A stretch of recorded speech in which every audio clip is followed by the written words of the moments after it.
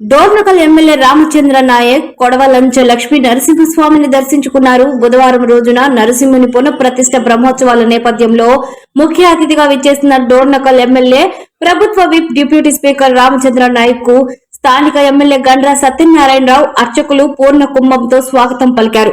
అనంతరం ఆలయంలో ప్రత్యేక పూజలు నిర్వహించి వేద పండితులు ఆశీర్వచనం చేసి తీర్థ ప్రసాదాలు అందజేశారు. ఈ కార్యక్రమంలో ఆలయ committee chairman Nayaneni Sampatrao, market committee chairman Gootoju Krishnaiah, జిల్లా నాయకులు మోడెం ఉమేష్ గౌడ్, మాజీ ఎంపీపీ పున్నం లక్ష్మి, రవి, పలువురు శాఖ అధికారులు తదితరులు పాల్గొన్నారు.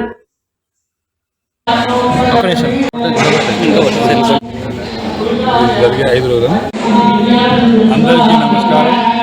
భూపాలపల్లి నియోజకవర్గం రేగొండ మండలం కొడవలంచ గ్రామంలో ప్రసిద్ధిగాంచిన పురాతనమైన లక్ష్మీనరసింహస్వామి వారి ఆలయం పునర్నిర్మాణం కార్యక్రమం మరి పూర్తిగా వస్తూ ఉంది.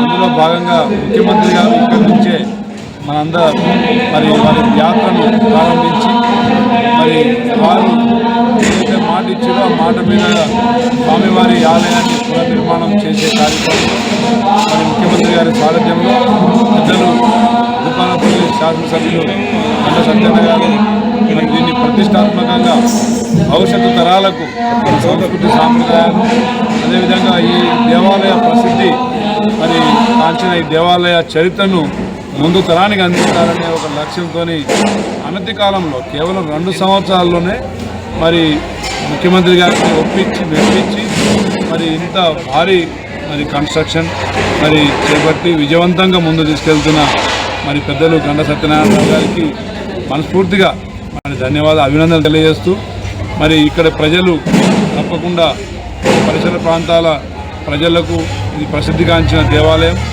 మరి దాదాపు హోలీ పౌర్ణమి రోజు 10 లక్షల మంది సందర్శించుకునే ఈ దేవాలయం మున్ముందు ఇంకా భక్తుల కోరికలు తీర్చాలి. అదేవిధంగా తెలంగాణ రాష్ట్రాన్ని సస్యశ్యామలంగా సిరి సంపదలతో ఆరోగ్యాలతో అష్టైశ్వర్యాలతో తెలంగాణ ప్రజల్ని ప్రభుత్వాన్ని మరి ముందు నడిపించాలని చెప్పేసి ఆ స్వామివారిని కోరుతున్నాను. Thank you. కొడవలంచ లక్ష్మీ నరసింహస్వామి ఆలయం ప్రసిద్ధిగాంచినటువంటి ప్రాంతారాధ్య దేవుడు,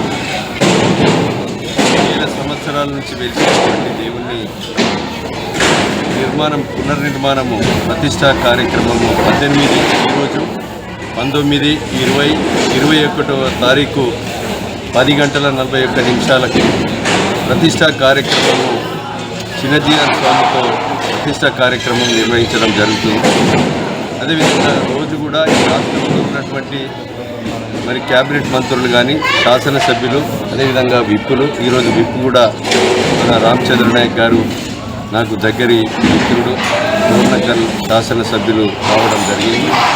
ఈ రకంగానే రేపు మరి 2 పార్లమెంట్ సభ్యులు శాసనసభ్యులు కూడా రేపు రాబోతున్నారు. ఎల్లుండి సీతక్క గారు వస్తారు. 21 నాడు శాసనసభ స్పీకర్తో పాటు క్యాబినెట్ మంత్రులు